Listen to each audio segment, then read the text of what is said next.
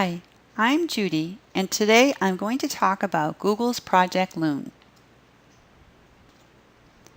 Google estimates that the internet is not accessible for every 2 out of 3 people in the world.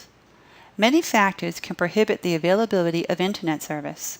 Some are geographical, such as jungles, archipelagos, and mountains, and some are financial, like the ones that prevent internet connectivity in the Southern Hemisphere. Here it is estimated that the cost of internet service exceeds the income most people earn in 1 month. Other problems that could prevent internet access are natural disasters, as in hurricanes, and warlike conflicts. Google has taken these factors into account and plans to bring internet service to areas where it has previously not existed. Named Project Loon, partly because the idea has a touch of craziness to it, the plan is to use a floating ring of special balloons to provide internet service. Google has already conducted a successful experiment in New Zealand. Project Loon features balloons constructed of polyethylene plastic. The inflatable part of the balloon is called the envelope. It measures about 15 meters or 50 feet in diameter. An array of solar panels lies under the envelope and serves as an energy source for the hardware. It also provides energy to charge a battery, which is used at night. Next sits the balloon's electronic equipment, which is inside a small box. The contents of the box include circuit boards that control the system, radio antennas to communicate with other balloons as well as with internet antennas on the ground, and finally the batteries that act as the balloon's power source at night. As you can see, these balloons come equipped with an extensive armamentarium. The entire apparatus spans about 12 meters or 40 feet tall, including the envelope, solar panels, parachutes, radio transceivers, and weather instruments. Even though the balloons are massive, we will not be able to see them in the sky without a telescope.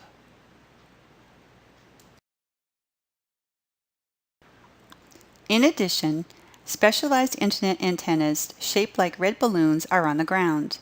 They are placed on homes and have the appearance of a satellite TV receiver.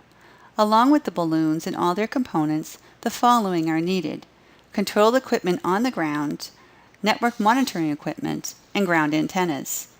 In short, the project combines a collection of technological devices along with wind and solar power. Most aircraft fly under 10 kilometers or about 6 miles high. This is also the area of the sky where mountains peak and rain takes place. The balloons will fly 20 kilometers or about 12 miles high. The balloons will fly in the stratosphere area of the sky, navigating the winds which generally flow from west to east. Google expects to keep bands of balloons floating at different latitudes. The stratosphere has layers of wind that go in particular directions. Google plans to steer the balloons by moving them up and down in the layers of the stratosphere and to keep the balloons near each other by catching the right winds. By taking these measures, Google should be able to provide solid internet service. To provide the internet service, Google intends to create a mesh network.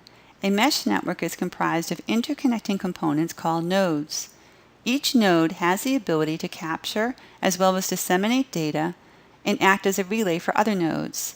Since it is necessary to both continuously sustain connections and reconfigure around blocked or broken paths, self-healing algorithms play a part in the plan. This keeps the network operational if one node cannot function, as there is more than one path available between a source and a destination in the network. This is the method used for wireless connections. Balloons communicate with each other via their radio transceivers. They keep in touch with the network station on the ground via a second radio transceiver. This second transceiver also sends an internet signal to specialized antennas on the ground. These are the antennas shaped like red balloons, which are mounted on people's homes. The antenna points toward the sky and talks to a balloon, which then talks to the surrounding balloons, which sends signals back down to the ground station, which is connected to the local internet provider. This creates a network in the sky. A high bandwidth is necessary due to the long distances that the network needs to cover. For this reason, the radios and antennas are specifically designed to receive signals only from Project Loon, and other signals are filtered out. Each balloon has the capability to provide connectivity to approximately a 40-kilometer or a little less than a 25-mile diameter on the ground. The speed of the connection compares to that of 3G. 3G capabilities accommodate web browsing, email, video downloading, picture sharing, and other smartphone technology, and have the capability to handle around 2 megabytes per second of data. Loon Mission Control commands the balloons. It also keeps in touch with air traffic control, alerting them when the balloons go up and when they come down. Google means to reuse and recycle the parts of the balloons. It will arrange to have collection sites around the world and can command the balloons to dock at them. Google conducted an experiment by enlisting the aid of 50 testers in the Christchurch area of New Zealand. The testers have the red balloon antennas mounted on their homes and plug their computers into it from inside their homes. Connectivity to the internet has been successful. Google has not divulged any information relating to the cost of the project, such as information on Project Loon's expenses to date in equipment or labor. It can be expected that the ultimate cost to the user will be less than the cost of satellite-delivered internet. If not, Project Loon would be a moot point. The issues that need to be worked out are not only technological. The skies are not an open area. Permission to use the stratosphere will probably need to be obtained from the country over which the balloons will be floating. One factor in Google's favor is that over 70,000 weather balloons are launched each year. This may help Google's cause with regulatory issues. Google considers this project as their latest moonshot, their version of a space program to reach the moon. Only this time the goal is to provide internet access where it has previously been impossible to do so. Google imagines a future as a time where we can use our cell phones with our current service provider to connect to the balloons and obtain internet access where it is presently impossible to do so. The world will be watching to see how Project Loon works out.